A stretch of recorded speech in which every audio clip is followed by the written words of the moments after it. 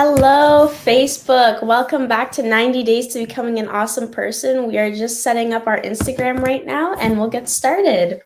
Hey, what's up? It's me, Awesome Ali. And I'm Marisa, and welcome back to 90 Days to Becoming an Awesome Person. Today is day 22, and we're going to start off always with our quote of the day. Thank you, Marisa. As my sister just said, today is day 22, first day of week 3 for you. So congratulations.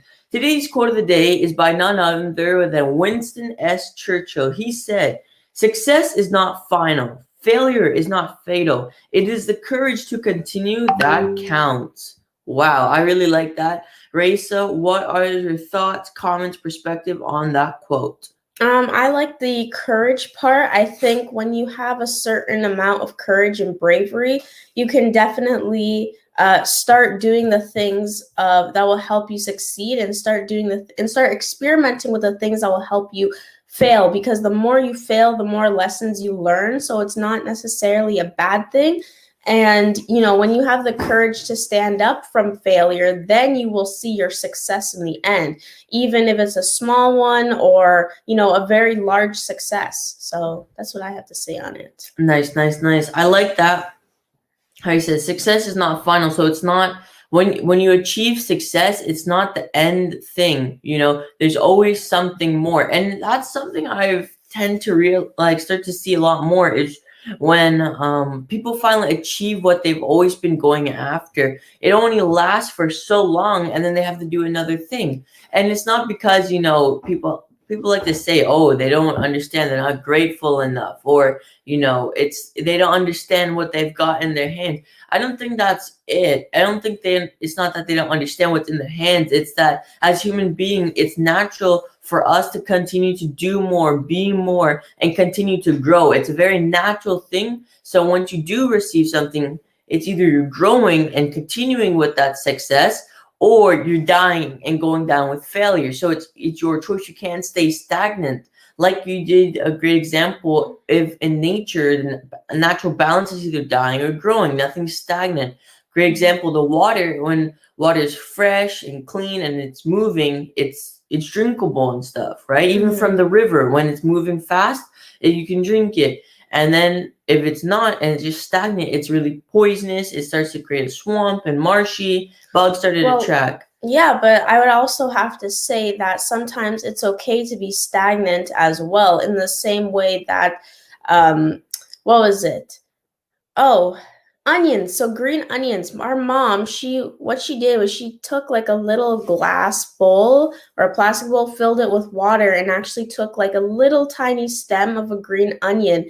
And that water, you would say that it's stagnant, it's not flowing, but it actually helped grow the onion. And that's very interesting, because even in times where we are stagnant in our life, or we are at a standstill or on pause, sometimes that can also be a rewarding thing, because you're no longer in the race of success and failure, but rather you're taking some space and you're taking some time to just be in the middle. And when you're in the middle, sometimes that's when you can really get some good ideas, and that's when you can appreciate yourself, and that's where some of your best qualities will actually grow for the next race that you enter. It's sort of like a preparation, because who would have known that the green onion was still growing in stagnant water, right? Well, the water wasn't necessarily stagnant. Was it flowing? Well, that's not. Wait, let me finish. When the water becomes stagnant, it's when it starts to lack oxygen and stuff.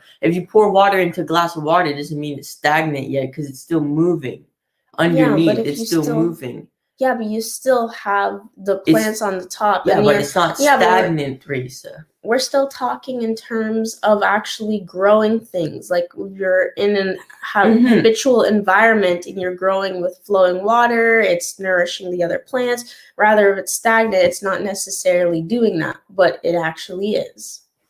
Okay. Anyways, so to go with what you're saying, though, I would still disagree. You can take time for yourself, right? This is what we do in the morning, right? This is the conversation that we like to have. My sister would say that, take the time to yourself. That's great. Take your timing for yourself. But if you're not, we live in a world where it's always doing something. Like you were saying, I was talking with a kid the other day, a 15-year-old, I should say, a teenager, and he was talking about something he wants to write about, wink wink, for the near future, and it was something to do with do, right? Because you're saying we live in a world where everyone wants to do and then they become something. But why don't you become something first and then start to do what you want to do?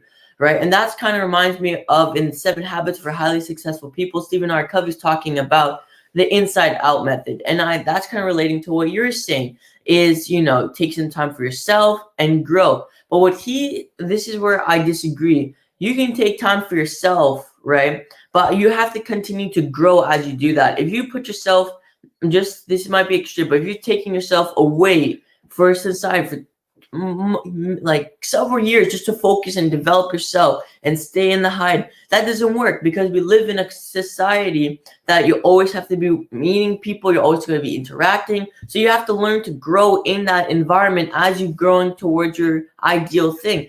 If you just say you shut everything down and you don't grow and you don't want to fail, right, but you just want to stay here for a second, then if you stay for too long, that's when it just starts to go down no matter what. It's either it's up or it's down. Well, no, not necessarily, because some of the greatest writers, like Robert Munch, the children classics, when he was the author of so many books, it actually took him around 10 years to publish his first book. But who would have known he would be one of the best-selling authors for children's book of all time? Yeah, but was he writing a children's book for 10 years? But yeah, that's not the thing, right? But he was continuing to grow, right? So that's the difference. His ideas. Saying, yeah, but I'm not that's saying, growing towards the success, is that he took the 10 years, right? But during that time, he was always growing. He was always coming up with the ideas and the progress to it. It's not he was just sitting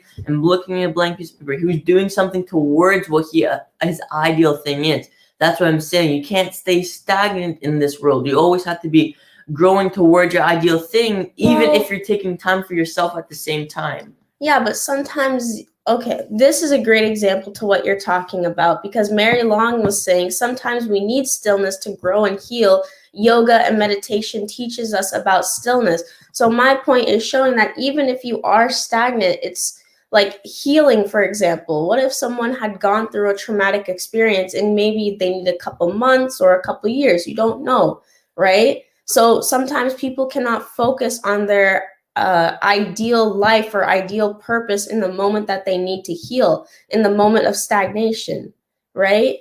So yes, you can have the ideas, in that moment of stagnation, when they're trying to heal, they're still growing, right? So that's the difference. Yeah, but they're not. Some stagnant. People don't grow towards their ideal purpose in the moment of healing. It's either they're growing towards their ideal person, or the better person, or they're growing towards a worse person, either dying or failure, success or failure. You don't have to grow into a worse person. Some people do. That's the difference. Some people don't understand how to deal with certain situations or certain events that have happened. So they go into a worse... But you're just contradicting yourself. How? Because you're saying anyways. No, listen. I'm saying some people, if they don't, right, so if there's a traumatic event happens, right, and they want to take time for themselves, if they're growing into a worse person, you could say in society that's classified as a failure, right? Because they're not learning. But now you're taking it away from the actual business part of your purpose. No, but whether they grow into a different personality. I'm trying to use the thing that you were just saying. I'm using example you gave me. Anyways, it's fine. Let's move on to our tip of the day. Which is actually a meditation. So if you're in stagnation... That's not stagnation, though. Okay, whatever. Anyways, through all our examples, if you are in stillness, you can do a 5-minute meditation. So the tip for today is do a 5-minute meditation Focus your mind and breathe. This can be as simple as enjoying silence for 5 minutes and just collecting your thoughts. So this is a really good one. It's always good to collect your thoughts for the day. Sometimes you can do like I saw on Instagram, like a brain dump. If you're trying to be productive, just having a notepad with you and collecting all your thoughts, getting them in order, because it would help. But anyways, if you are enjoying this, please go get your 30-day journal. We have the tips of the day at the bottom. We have the quote of the day right at the top, and then you have a nicely laid out schedule. We also have these information pages as themes for the month to make sure that you're working on different aspects of your life while it still benefits you. This was presented by APSO. Awesome people. Shaping our world. Remember, you are awesome. And you can make the world a better